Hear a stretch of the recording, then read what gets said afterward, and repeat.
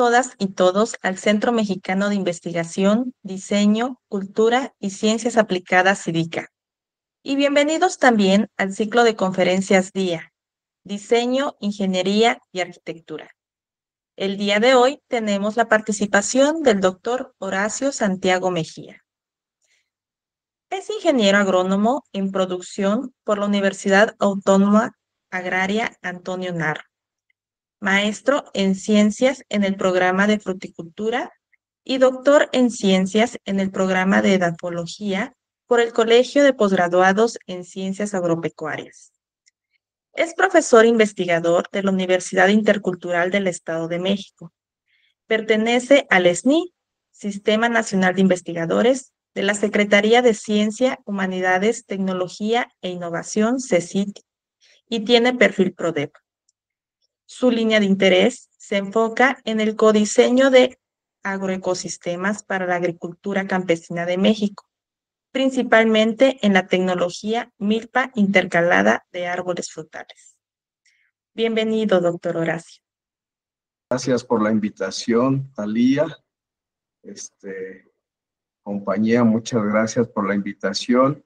En esta ocasión les quiero compartir esta plática que he llamado Vivienda con pertinencia social y ambiental en la zona Mazahua del Estado de México, una experiencia de diseño, construcción y habitación.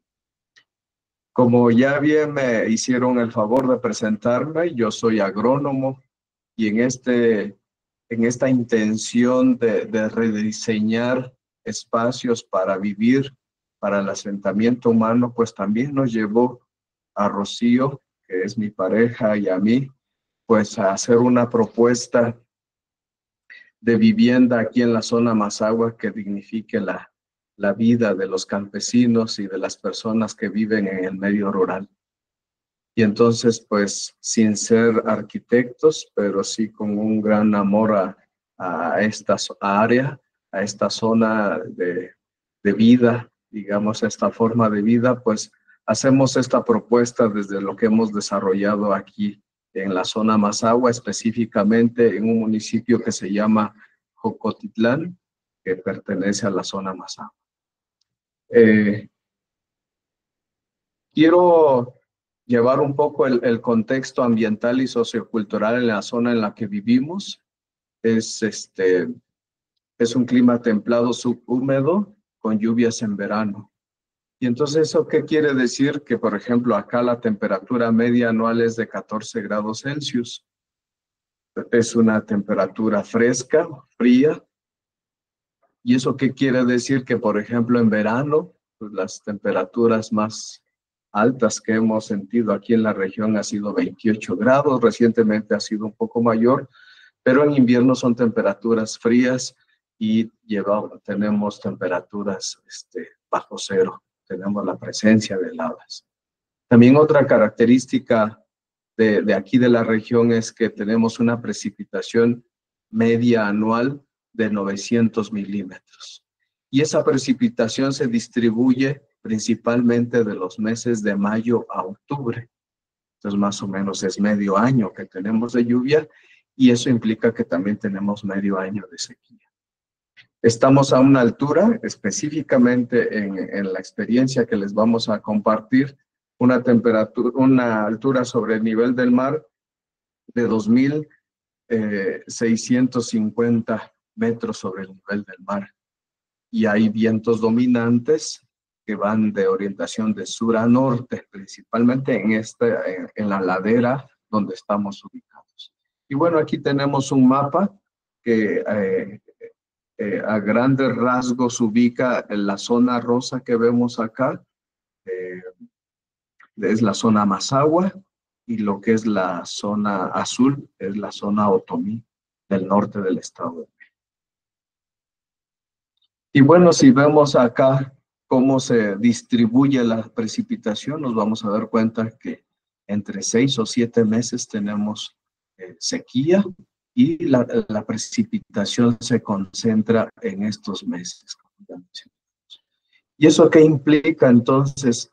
Que las personas tienen problemas con escasez del agua y ellas van a acarrear a los manantiales Y en toda esta temporada que no hay agua en sus hogares, pues van a lavar principalmente la ropa y las cobijas en los lavaderos, ¿no? Pero entonces hay un problema grande de abastecimiento de agua. Otras características es que la principal actividad, una de las principales y no la única, es la agricultura. Nosotros nos enfocamos, nuestro trabajo se enfoca a la agricultura campesina. Una característica también de la región que la tenencia de la tierra es en promedio de media hectárea. Como ya lo mencioné, tenemos problemas de escasez de agua.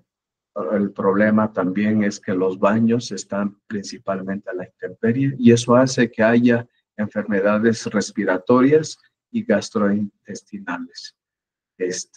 Ha habido programas, ha habido algunos intentos de establecer baños secos, pero su diseño es inadecuado y no hay un programa de capacitación para la adopción de estas tecnologías.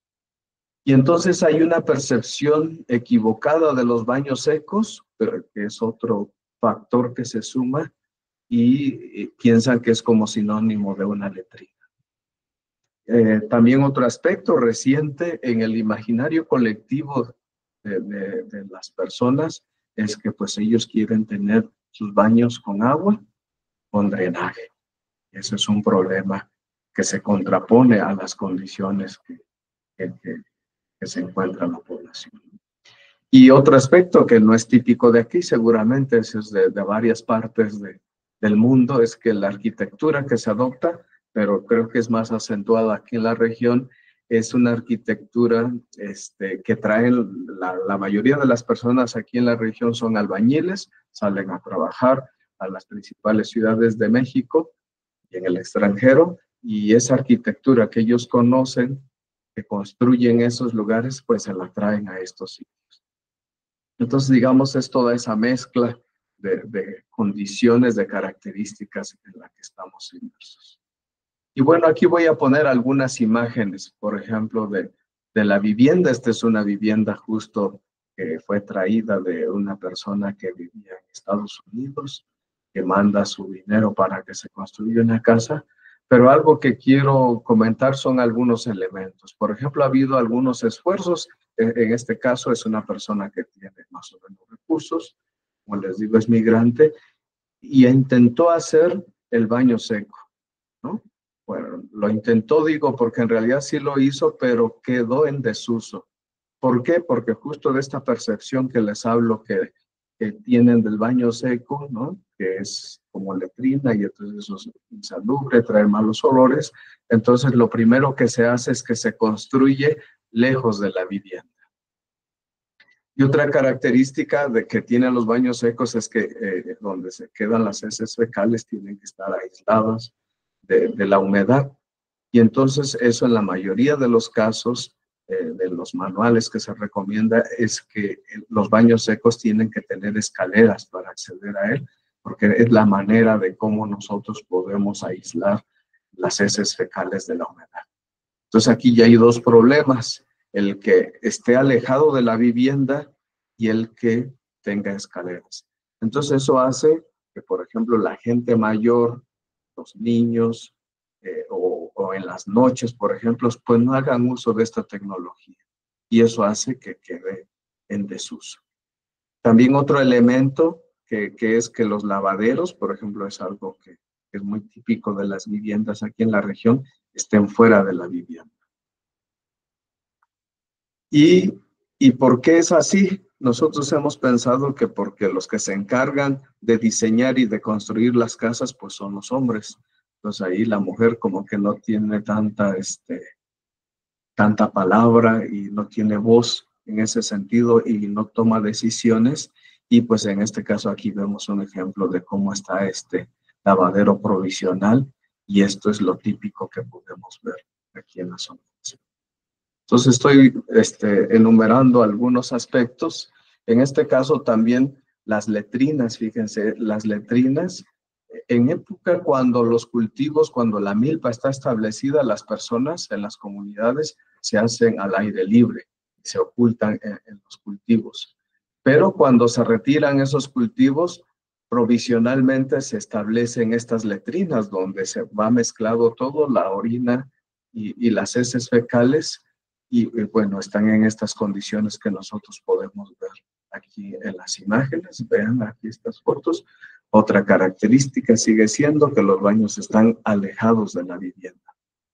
Aquí con el rastrojo del maíz se establece estos baños temporales en época cuando no hay cultivos. Y bueno, eso con la presencia de los vientos, ustedes saben que todos los microorganismos que podrían ver ahí, pues es una fuente de infección y una de las principales enfermedades que hay aquí en la región, en el medio rural, pues son las enfermedades, las infecciones gastrointestinales, ¿no? Entonces, pues es parte como del contexto. Aquí hay algunos ejemplos de los programas de los baños secos, de algunas organizaciones no gubernamentales y algunas gubernamentales, pero nuevamente, pues es la misma característica, ¿no? Son baños secos, pues mal diseñados, es decir, pues, son para los pobres, entonces hagamos diseños lo más económico posible, ¿no? Y entonces, pues imagínense aquí alguien haciendo del baño, pues todo el mundo aquí se da cuenta si Thalía va al baño, dice, miren, Thalía ya está en el baño y ahí se alcanza a ver, ¿no? Entonces, un mal diseño, una mala ubicación, y eso hace que todas estas ecotecnologías pues queden en desuso. Y aquí vemos, vean este baño seco, que podría ser tal vez de esta vivienda, vean lo alejado que está. Entonces, aunque la intención es buena, yo creo que siguen siendo propuestas que no son pertinentes en este caso. Y entonces, ¿qué pensamos que nosotros debe de tener una vivienda que sea digna para las personas? Entonces, nosotros pensamos que debe ser una vivienda basada en la arquitectura vernácula, ¿no? ¿Eso qué quiere decir? Que ya lo que se ha desarrollado por varios años ahí en la región, pero eso es bueno, esa aportación es muy buena, es la base, pero necesitan de algunas innovaciones, ¿no? También creemos que los materiales locales debemos aprovechar a lo máximo las condiciones locales, debemos adaptarnos a las condiciones bioclimáticas. También debe ser una casa que debe brindar comodidad y funcionamiento. No debemos contaminar los cuerpos de agua a través del drenaje, por ejemplo, y debemos evitar lo más que se pueda la extracción de agua de los mantos acuíferos. Entonces, básicamente lo que creemos que sí es posible que se puedan diseñar viviendas con el menor impacto ambiental posible. Y bueno, esta es alguna imagen por ejemplo, de la arquitectura, digamos, tradicional aquí en la zona Mazahua, ¿no? Donde utilizan materiales locales, donde se utiliza la teja, como podemos ver acá, ¿no? Utilizan algunos elementos, en este caso la vegetación como barrera rompeviento, y eso ayuda mucho, por ejemplo, a la temperatura de la vivienda, ¿no? Pero creemos que debe tener algunas innovaciones, ¿no? Y ahorita el ejemplo que nosotros les vamos a presentar, por ejemplo, es una casa típica para una familia actual, contemporánea, en la zona Mazahua, que más o menos como son 5 integrantes, y pensamos que los elementos que debe tener esta vivienda es la cocina, el comedor, un cuarto de servicio, que ya mencionabas que no existe en la vivienda actual, más o menos como 3 recámaras, 2 baños secos completos, y que estos deben de estar al interior de la vivienda. Una terraza como captador de radiación, porque ese es un problema, en este caso el frío, lo que decíamos, y eso lleva a que haya una frecuencia de enfermedades respiratorias en invierno principalmente. Y lo que decíamos del agua, debe tener esta vivienda una área de almacenamiento de agua de lluvia, que en este caso proponemos que tenga una capacidad máxima de cosecha de 100,000 litros, pero capta 150,000. ¿Por qué pongo esto? Porque en época de lluvia se está usando, estamos vaciando, se está vaciando la cisterna y se está llenando al mismo tiempo. Entonces nosotros hemos logrado captar entre 150,000 y 170,000 litros de agua en esta cisterna, ¿no? Debemos de tener calentadores solares, puede ser artesanal o de los industriales que ya se venden, y un filtro biológico de las aguas grises. Vemos básicamente que estos pueden ser los elementos y que esto es posible. Y bueno, básicamente me voy a enfocar en nuestra vivienda que tenemos acá, y estos son los elementos que les acabo de describir. Aquí está la sala, la cocina, todas estas partes de la casa están del lado norte de la casa, lo que es el comedor, la cocina, el cuarto de servicio, el estudio y una parte de la recámara. Tenemos un pasillo de distribución. Aquí está la zona pública y lo que tenemos hacia el sur, porque lo que queremos es que esta ubicación de la casa sea hacia el sur para que en invierno sea esta zona de acá la más cálida.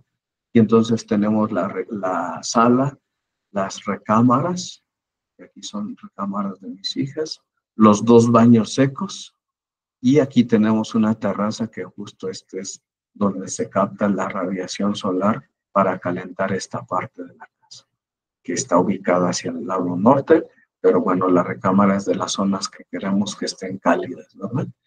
Y aquí está, pues, cómo se construyó la cisterna. Y aquí tenemos los techos. Y entonces creemos que los elementos, bueno, dentro de eso también de la vivienda creemos que es posible también diseñar todos los elementos de una unidad productiva donde tenga la vivienda que le estamos comentando es de 200 metros cuadrados. Tenemos una olla de almacenamiento de agua de lluvia con una capacidad de 500 metros cúbicos. Y esta agua de lluvia nos sirve para riegos auxiliares para los árboles frutales que tenemos en la parcela agrícola.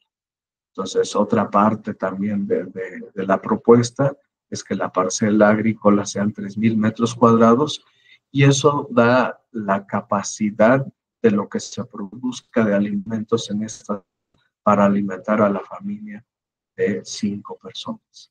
Y pues los jardines que tenemos. Entonces, estos son los elementos que tenemos aquí en esta unidad productiva familiar. Bueno, aquí voy a comentarles, voy a compartirles partes del proceso de construcción, donde se hizo un levantamiento topográfico de toda la unidad, de esto que vemos acá, ya en vivo. Esto está en plano y tenemos todo el levantamiento topográfico. Pues se hicieron los diferentes planos que ustedes ya conocen, ¿no? De castillos, de cimentación, para que pues tenga toda la seguridad, ¿no? Es parte como de la innovación que tenemos. Aquí están las traves, todas las instalaciones eléctricas que se hicieron. Y bueno, aquí me voy a enfocar más a este proceso que vivimos y bueno, aquí retomando parte de la cosmovisión Mazahua, pues hicimos una ofrenda a la tierra antes de comenzar el proceso de construcción. Y ya tomando en cuenta lo que les acabo de comentar, pues tomamos como elemento principal la orientación. La casa está orientada de este a oeste para que en invierno del lado sur la cara de la casa pues estuviera cálida. Así es como está ubicada. Y comenzamos a experimentar, ¿no? En esto de que no teníamos tanta experiencia, solamente con elementos teóricos, con el apoyo de amigos como Talía también, que nos decía podíamos hacerle de esta u otra manera. Y algo que comenzamos fue desde, la idea es que cómo podíamos hacer, por ejemplo, los adobes con el mismo material de ahí de la zona sin que trajéramos suelo de otro lado. Y eso hizo que comenzáramos a hacer pruebas para ver cuál era la mejor mezcla. Entonces, por ejemplo, acá vimos que comenzaba a partirse, nada más era el suelo que estaba ahí, que tiene grandes cantidades de arcilla, con ocochal, que son estas hojas de pino, pero vimos que se partían, ¿no? Entonces, miren, ahí podemos ver cómo comenzamos. Pero comenzamos a hacer otras mezclas. En este caso le agregamos un poco de arena volcánica, y vimos que ya había como más estabilización. Y entonces comenzamos a hacer esa experimentación, y básicamente lo que podemos decirles es que cualquier material que haya en la región es posible que podamos hacer adobes, solo que requerimos de materiales que puedan ayudar a darle estructura y estabilización a estos adobes. Y en este caso, lo que nosotros nos dimos cuenta que necesitaban los adobes de acuerdo al suelo que había aquí en el terreno, pues era el locochal. Y pues estamos cerquita de un bosque, y bueno, nos fuimos a recolectar el locochal. Aquí están como los amigos y la familia. Y el mismo suelo, como les comentaba, ahí sí tuvimos que el suelo justo de la capa superficial, que más o menos fue como de unos 50 centímetros.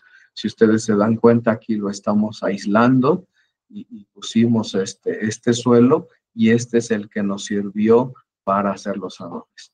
Y el suelo que estaba, los horizontes que estaban más abajo, lo removimos para nivelar, pero ya no ese no nos servía para la elaboración.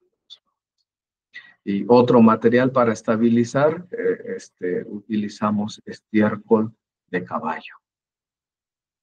Entonces aquí vemos, aquí también se puede ver la arena blanca, que aquí le llamamos tepojal, es una arena volcánica de origen volcánico, es porosa, y esa nos ayudó para estabilizar. Y bueno, pues todo este proceso de la elaboración de los adobes, aunque siempre estuvimos acompañados de un sabio de una comunidad, el señor Luis, pues le metimos mano a todos los compañeros, ¿no? Y quizá ahí Talía conoce a Aide, mi hija, ¿no? Cuando estaba pequeña, y pues fue un trabajo colectivo que nos dio mucho gusto que hayan participado muchas personas. Y bueno, aquí estamos elaborando los adobes, ¿no? Y aquí está don Luis, que les decía, él nos iba acompañando en este proceso. La mayoría de los adobes él los hizo, pero algo interesante que vivimos en este proceso es que tuvimos que innovar. No eran hicimos parte de la mayoría, fueron los adobes tradicionales, pero dijimos, queremos que la casa sea aparente, que no rompamos el adobe para conducir alguna tubería o la electricidad. O en las esquinas, por ejemplo, estos adobes nos ayudó para las columnas de las esquinas las ocultáramos.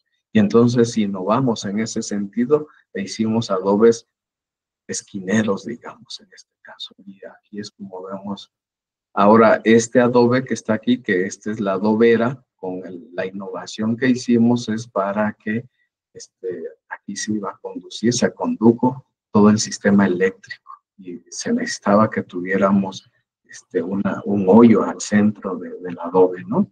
Y este es el adobe que ese nos ayudó para conducir las tuberías, donde se cuatrapea, digamos, aquí en los extremos. También hicimos esta innovación para seguir la conducción de la electricidad, digamos. Tuvimos que hacer esos adobes.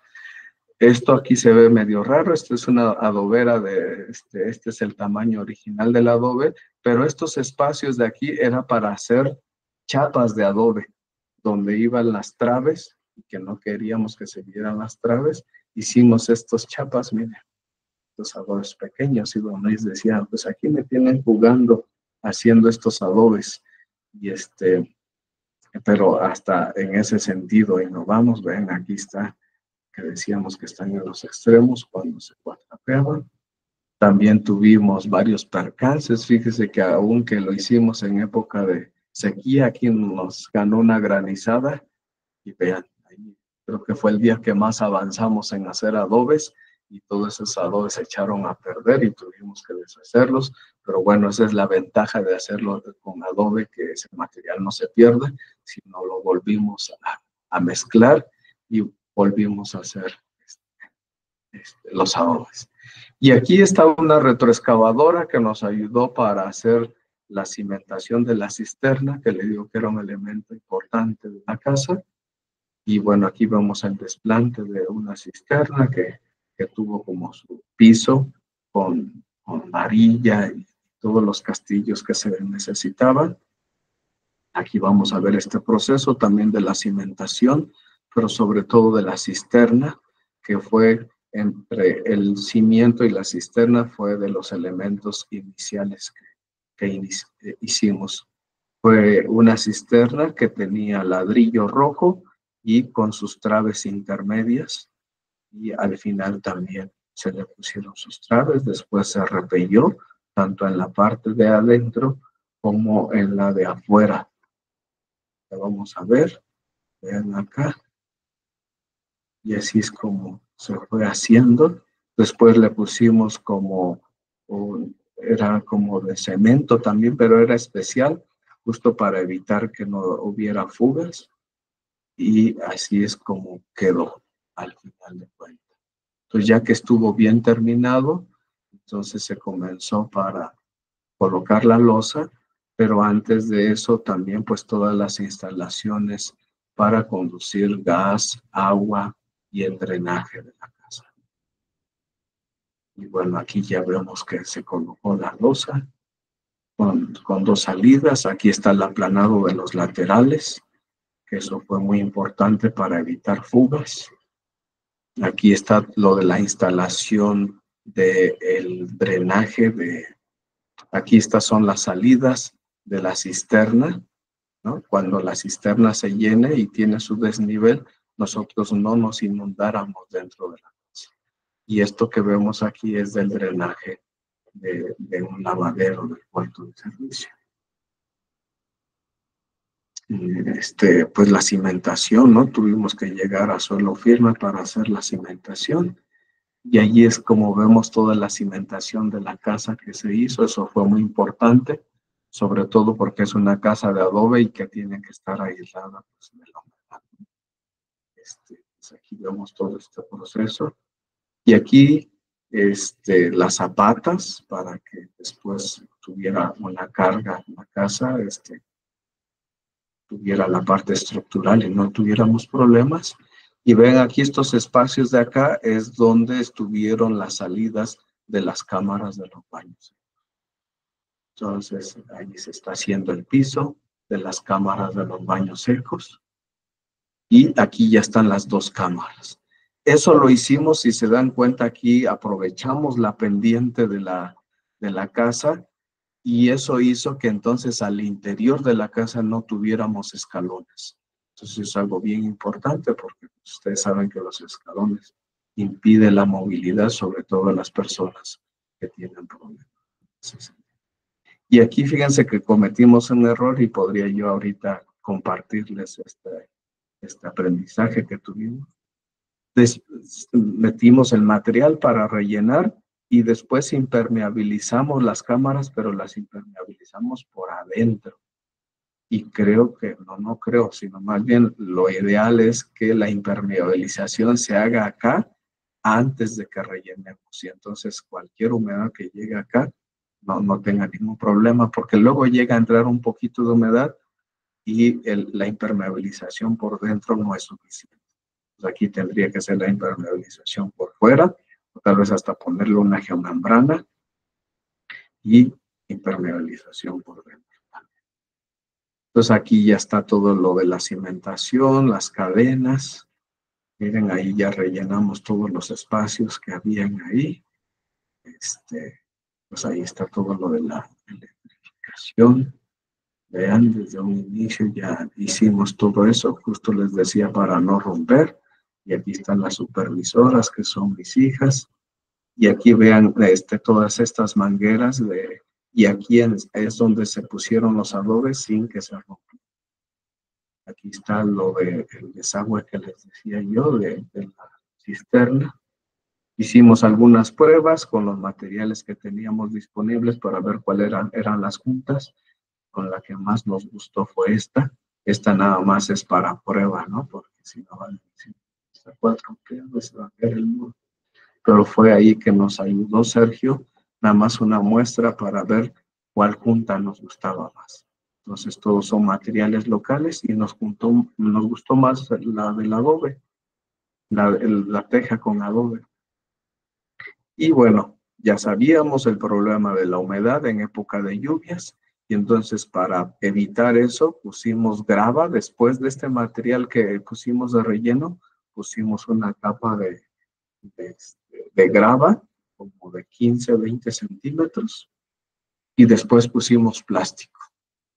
Y después de todo junto pusimos ya el firme. Entonces aquí vean el material y todo eso para aislarlo de, de la humedad. Entonces se puso el piso todo junto para que no tuviéramos problemas que después se fugara en la parte hacia arriba la humedad. Bueno, pero ya previmos todo eso y vean ahí, aún así dejamos ese plástico para que a partir de este plástico nosotros hiciéramos el desplante de los muros con el agua. Y bueno, ahí ya vemos, las juntas las hicimos con el mismo material de suelo mezclado con arena, y así es como comenzó a hacerse pues la construcción de los muros. Ven aquí es donde ya se ve cómo el adobe hueco daba oportunidad para que quedara oculto el castillo. Y bueno, aquí vemos cómo está avanzando el proceso de construcción. Vean cómo ya quedaron los muros con la teja. Ahí se alcanzan a ver los castillos, ¿no? que estaban ocultos. Y pues así es como fuimos avanzando. También aquí en los baños, ya toda la instalación de los baños. Aquí vean, las ventanas para que tuvieran esta apariencia de madera, pero por ahí pasara la trave. Entonces hicimos eso. Vean, aquí es un ejemplo de cómo quedó la chapa de adobe que ocultaban a las traves. Y hay algunas otras vistas de lo mismo. Esto que estaban haciendo antes, aquí ya se ve cómo estaba colocado, está hueco por dentro, y ahí es donde atravesaba. Vean, acá se ve, mira, tanto la chapa del adobe como la de la madera, y aquí es donde pasa el castillo, esta estructura para que quedara oculto. Y bueno, pues así es como sigue este proceso. Aquí vemos en las esquinas, vean, también es algo importante que la idea es que todo fuera aparente, pero que estructuralmente no hubiera ningún problema. Y ya después de eso, ya se comenzaron a hacer estas vistas que vemos acá, que le llaman piñas, me parece. Bueno, son términos de los albañiles, desde la arquitectura, no sé cómo le llaman. Pero bueno, aquí vemos todo este proceso. Aquí miren, se alcanza a ver, esta es la entrada de agua que ahorita más adelante ustedes van a ver. Aquí había un filtro de aguas de lluvia, y aquí es donde entra la tubería que se lleva el agua a la cisterna. Y aquí está la otra entrada del lado de arriba, aquí está la otra entrada. Había dos entradas hacia la cisterna. También en el área de servicio, que aquí vemos en esta parte de aquí sí fue una losa convencional, y pusimos una gualdra o cumbrera que le llaman.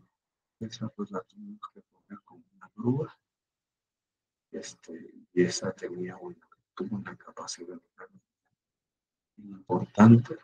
Entonces, pues aquí vemos lo de los pasillos, los baños. Aquí se alcanza a ver ya la cumbrera cómo está instalada. La losa del cuarto de servicio que les comento. Y bueno, fue algo aquí bien interesante porque avanzamos a marchas forzadas. Aquí lo importante es que se haga en época de sequía, porque pues aquí ya se ve que comenzaban algunas lluvias, ¿no? Y apenas comenzábamos el techado. Entonces este proceso lo vivimos más o menos como en 8 meses. Nosotros en 8 meses ya estábamos viviendo en nuestra casa. Le faltaban todavía varias cosas. Aquí vemos cómo está el área del cuarto de servicio. Aquí vemos algunos detalles de lo que se fue haciendo en el techado. Aquí vemos todo esto del techado que se tuvo que hacer y al mismo tiempo los albañiles iban poniendo en los huecos aquí donde quedaban los adobes que faltaban y al mismo tiempo se iba poniendo el techado. Fíjense que después de la madera que estaba machimbrada pusimos un plástico para proteger al momento de poner la losa. Aquí se ve detalles de cómo se amarraron estas vigas para que no tuviera movimiento. Son algunos detalles de cómo se hizo, de cómo se estabilizó. Y se le puso arriba de la madera, se puso una malla electrosoldada que no tiene tanto una capacidad de carga, sino más bien fue de aislamiento. Tal vez eso pueda evitarse, pero bueno, la hicimos así.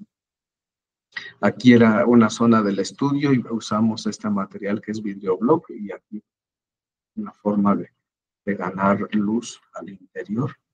Y bueno, aquí ya vemos cómo iba quedando todo este proceso de construcción, la electrificación antes de poner la losa también. Y aquí vemos cómo antes de poner la losa, pues todos los detalles que ustedes ya conocen, ¿no? De las instalaciones eléctricas. Aquí se ve la entrada de luz hacia un pasillo, el pasillo que eso es importante para una iluminación natural.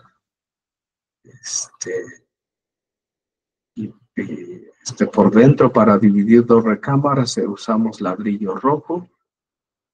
Estos son los espacios del closet de esta recámara y del otro lado de la otra recámara, aquí estaba el closet. Bueno, son materiales en aparente que fueron quedando así, ¿no? Algo importante, fíjense que algo en el diseño que nos llevó casi 4 años diseñar la casa. Rocío tenía como el problema, ella estaba traumada porque vivió una casa en su niñez que había muchas goteras. Entonces tomamos muchas precauciones para que la instalación del domo no tuviera cabida para que entrara agua. Entonces ven aquí como el plástico lo subimos junto con la electromalla para que al momento de que se hiciera la losa fuera una sola pieza, esto que estaba más elevado acá, y sobre de esto, ya cuando estuvo colado, se puso el domo que se alcanza por aquí. Eso hizo que fuera muy funcional. ¿Y por qué hicimos esto? Vean acá, esta es una foto de hace días que tomé de la casa, porque justo esto es lo que queríamos lograr, ¿no? Este es en el día, la iluminación natural que tenemos aquí con el videoblog que les había yo dicho, y aquí al fondo se alcanza a ver la luz del domo. Queríamos algo importante, mira, eso permite que aquí haya plantas muy bonitas, pero aquí en el fondo está nuestra recámara y lo que queríamos era tener un domo cerca de la recámara para que disfrutáramos del sonido de la lluvia, por ejemplo, en época de lluvias. Entonces es algo muy padre y con la seguridad de que pues, no vamos a tener goteras y no vamos a tener ese problema. Y vean, pues esto es lo que logramos con el tiempo y ahorita pues esta es la vivienda actual que tenemos. Bueno, eso, allí metí una foto actual, pero bueno, aquí sigue el proceso de construcción. Pues la losa se tuvo que poner también todo al mismo tiempo. Y aquí están, aquí nuevamente con las instalaciones, la protección de los tubos de cobre, sobre todo para el agua caliente, que aquí les digo que es una zona fría, es algo importante que tenemos que asegurar. Aquí vemos cómo están protegidos esos tubos de cobre para que el agua llegara sin que se enfriara en ese traslado, en ese tramo para llegar a los baños. Y aquí se alcanzan a ver las cámaras de los baños secos. Vean acá, aquí está la losa.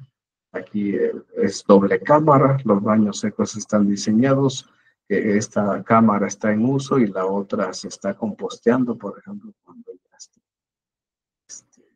llena. Entonces aquí son como algunos detalles de lo que hicimos. Esta es la taza típica del baño seco. Entonces, toda la prevención, aquí lo que se aísla, ¿no? Este es por el interior de la cámara y aquí es donde van las orinas y aquí es donde caen las heces, ¿no? Todo esto es de la conducción para la orina. Son algunos detalles que estuvimos viendo acá. Creemos que esto debe de estar manejado por cualquier persona de la familia, mujeres, niños. Entonces las tapas, por ejemplo, de los baños secos, aquí vemos que se tiene que poner una tapa del baño y luego las tapas que venden pues son muy grandes y entonces hicimos una tapa muy delgadita con esta malla gallinero y en lugar de grava usamos como una gravilla muy fina para que diera estabilidad. Entonces así es como volamos estas tapas. Le pusimos aquí su manija. Este tubo que vemos acá es para la ventilación de la cámara y así es como quedó nuestra tapa. Es una tapa muy delgada que es muy portátil y cualquiera pues, lo puede manejar. Aquí los pisos también usamos estos cantos rodados que también es muy bonito y sin que usemos materiales caros como los azulejos. Bueno, ya tenemos el piso. También en la parte húmeda del baño lo aplanamos ahí sí con cemento y con color, el color que nos gustaba. Y ven, así es como quedó. Entonces es un baño muy agradable que a cualquiera inspira que entremos ahí a hacer nuestras necesidades. Esta es la parte donde tenía que estar el tinaco, el cuarto de servicio para el agua. Combinamos algunos elementos, en este caso lo que vemos acá, esta parte gris, es una técnica que se llama COP, que es el mismo material del adobe, pero esto se hace como en una sola pieza, son como monolíticos, y eso nos permite que hagamos figuras, por ejemplo. Entonces ahí hicimos una figura, y ahí mis hijas están ayudando, y ahí se alcanza a ver una estrella, porque justo quien sale ahí en la foto se llama Citlali, entonces hicimos la figura de una estrella.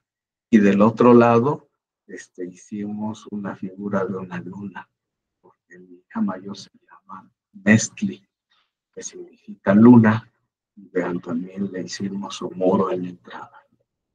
Entonces, aquí todavía no está terminado, pero después lo terminamos con arcilla roja y cal y eso dio un color muy bonito. Quedó como beige al final de cuentas. Vean, ahí están las formas. Y pues pusimos varios elementos de importancia para nosotros. En este caso pusimos la huella de los 4 que somos en la familia. Y pues ahí hicimos nuestros moldes y en la entrada de la casa, pues ahí están los pies de los 4. Ahí están las ventilas de los baños secos, que es algo muy importante justo para evitar los malos olores. Entonces justo estas columnas de estos tubos se pintan con pintura mate negro y la idea es para que el aire de acá se caliente y salga esa columna de aire y sea sustituida por el aire de abajo y de esa forma podemos tener una ventilación pasiva y no tenemos malos olores al interior de la casa. Entonces, como son 2 baños, cada baño tiene 2 cámaras, decíamos, y por eso se alcanzan a ver 4 de estos. Y aquí ya se ve cómo quedó al final de cuentas. Otro elemento importante de la casa es el filtro de aguas grises, es un filtro biológico, que también ahí está todo el proceso de construcción de cómo se llevó a cabo. Aquí es un filtro donde primero llega a esta zona, que es una trampa de grasas, y de aquí pasa ya el agua y la materia orgánica. Aquí después se establecen plantas y al final queda en este compartimento. Y ya de aquí se distribuye, en este caso alrededor de la casa, para pues ya regarlo, usar esas aguas para regar los árboles. Y ya lo vemos en una etapa más avanzada. Aquí ya casi estaba terminado. Y establecimos plantas de la región, como les decía, en esa zona.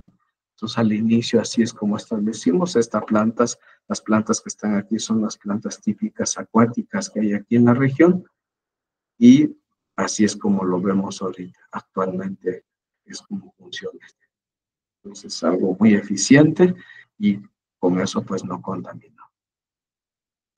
Algo importante, le decíamos de la captación, las canaletas, que aquí vemos todo el proceso del establecimiento de las canaletas. También por dentro hicimos un muro en relieve, ¿no? Usamos esto, la malla gallinero también, y usamos esta técnica parecida a la del COP. Y bueno, aquí todo fue un proceso, digo, colectivo, y ahí estamos dibujando. Hicimos un árbol, así es como quedó. Y vean, esta es una vista actual de nuestra casa, que también es suya, y aquí podemos ver pues lo que les estoy comentando. Vean, aquí el muro ya quedó con el árbol. Aquí tenemos este muro verde, el piso de barro. Aquí ya alcanzamos a ver cómo quedó esta zona donde está la estrella con esta técnica de COF. Y bueno, así es como está nuestro hogar actualmente. En el patio, para evitar las inundaciones, también es importante que pusimos estos tubos para desagüe, porque es una zona que en época de lluvias si hay problemas de humedad. Entonces hicimos esto para que todo el agua del patio se drenara sin ningún problema. Esos tubos los cubrimos con grava para que no se llenaran de suelo, no se taparan. Y bueno, así es como ha estado evolucionando, digamos, nuestra vivienda. Esta es una vista como hace 2 años, pero ya es una vivienda que ya va tomando, digamos, ese carácter que toman las viviendas a través del tiempo. Y esta es una vista del año pasado, me parece. Y así es como tenemos ahorita la casa, algunas adecuaciones que hemos hecho. Aquí algo importante, aquí quiero decirle nada más del calentador solar, que es un calentador solar, en este caso lo hicimos artesanal, pues desde un inicio ya teníamos el diseño,